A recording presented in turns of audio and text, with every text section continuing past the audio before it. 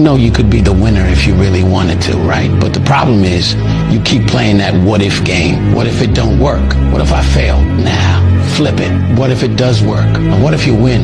Then what? You're gonna be sitting there happy, right? You say you want to win, but then you're scared to lose. What sense does that even make? Look, you can't talk about wanting to win and then be scared of the risk. That's not how this works. If you lock in, keep your head down and stay focused on the vision, how could you not win? The only thing that's gonna make you lose is your own mindset, and that's all on you. Your biggest enemy ain't out there, it's in your head. So if you want to win, you gotta get out of your own way. And here's the truth. Every time you doubt yourself, you're slowing down your own progress. You either believe in yourself or you don't. There's no in between. If you keep second guessing everything, you're already losing. But when you stop playing scared and start moving like you're built for this, you'll see everything change. So stop thinking about what could go wrong and start focusing on what's going to go right.